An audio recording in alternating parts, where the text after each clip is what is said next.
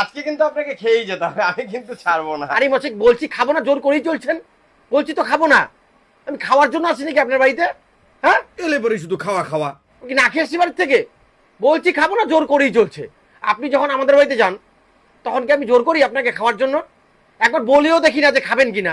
তা আপনি কেন বলবেন? আমাদের খাওয়ার সময় যদি আপনি আমাদের বাড়িতে আসেন না, তাও আপনাকে বলবো না খাওয়ার কথা। আর আপনি খাওয়ার কথা বলেই চলছেন। বলছি খাবো না, না খেয়ে এসছি বাড়ির থেকে। হ্যাঁ। আসলে বাড়িতে পাঁঠার মাংস রান্না হয়েছিল তো, তাই বললাম আপনাকে খেতে। ও আচ্ছা, পাঁঠার মাংস। ও আমি ভেবেছিলাম আপনি বুঝি প্রত্যেকবারের মতন সেই ওই ডাল ভাতের জন্যই জোরাজোরি করছেন, সেই জন্য আমি না করছিলাম। ঠিক আছে, আপনি যখন এতবার ধরে একবার জোর করলেন তাহলে খেয়েই নিচ্ছি। অনেকদিন থেকে পাঁঠার মাংস খাওয়া হয় না। এ কি, কোথায় গেল? লোভ দেখি একবার খাওয়ার আগে ডাকলেও না, ও ডেকে যেতে পারতো। কেমন লোক রে ভাই! ও, আমাকে কিছু একটা করতে হবে। ঠিক আছে, আমি আসছি, পাঁচরটা আমি খাবো কিন্তু।